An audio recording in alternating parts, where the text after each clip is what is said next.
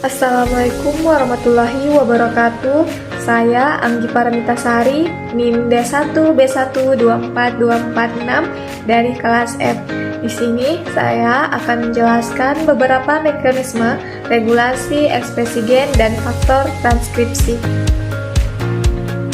Nah, kita lihat sama-sama. Gambar pertama itu regulasi ekspresi gen secara umum. Nah, untuk gambar pertama menunjukkan alur lengkap regulasi ekspresi gen dimulai dari DNA hingga pembentukan dan aktivasi protein. Proses ini terdiri dari beberapa tahap bertingkat. Yang pertama, epigenetik mengatur struktur kromatin melalui modifikasi histon seperti asetilasi dan metilasi, serta metilasi DNA yang menentukan apakah gen aktif atau tidak. Jika gen aktif, maka RNA polimerase akan memulai transkripsi, yaitu proses pembentukan pre-mRNA dari DNA. Pre-mRNA kemudian mengalami proses splitting, di mana intron dihapus dan ekson disambung menjadi mRNA matang. mRNA ini kemudian ditransfer keluar nukleus menuju sitoplasma. Di sitoplasma, mRNA diterjemahkan oleh ribosom dalam proses translasi, menghasilkan rantai polipeptida. Nah, polipeptida ini selanjutnya mengalami pelipatan atau folding agar membentuk struktur protein fungsional dan seringkali juga mengalami modifikasi pasca translasi seperti fosforilasi, glicolisasi, dan lain-lain yang mempengaruhi fungsi lokasi atau stabilitas protein. Nah, selanjutnya gambar kedua, tingkat regulasi ekspresi gen. Nah, pada gambar ketiga ini menyajikan tabel dan ilustrasi molekuler yang merangkum berbagai tingkatan regulasi ekspresi gen, mulai dari sebelum transkripsi hingga setelah translasi. Nah, yang pertama, pratranskripsi dan transkripsi. Di sini modifikasi histon, asetilasi atau deasetilasi, dan metilasi DNA menentukan apakah gen dapat ditranskripsi atau tidak. Nah, untuk selanjutnya itu pasca transkripsi, melibatkan speaking RNA, editing mRNA, serta stabilitas mRNA. Nah, untuk translasi, efisiensi translasi dipengaruhi oleh ketersediaan ribosom dan keberadaan elemen penghambat seperti miRNA. Nah, untuk pasca translasi, protein mengalami modifikasi kimia seperti fosforilasi dan ubiquitinasi, serta pelipatan untuk menentukan fungsi dan massa aktifnya.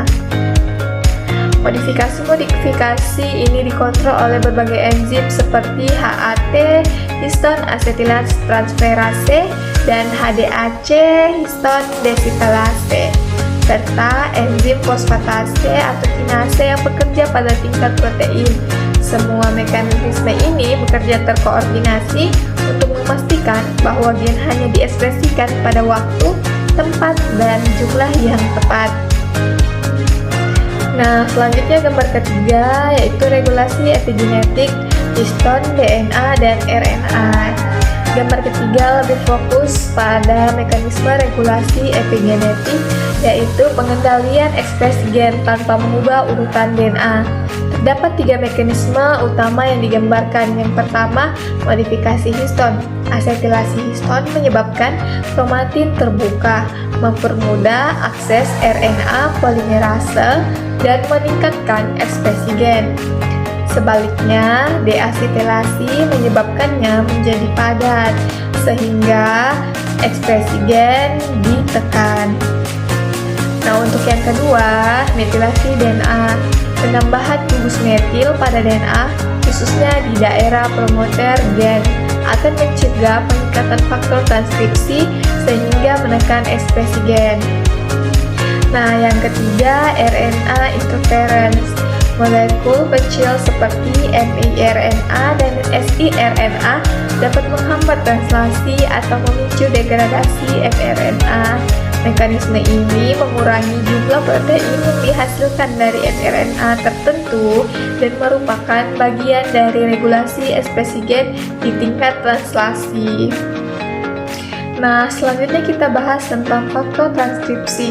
Faktor transkripsi sendiri adalah protein yang mengikat DNA di daerah promoter atau enhancer untuk mengatur ekspresi gen. Ada beberapa fungsi, yaitu sebagai aktivator, meningkatkan transkripsi gen, represor, menurunkan atau menghambat transkripsi gen. Dan ada pun struktur umum. Yang pertama itu domain pengikat DNA, contoh zinc finger atau juga helix subhelix.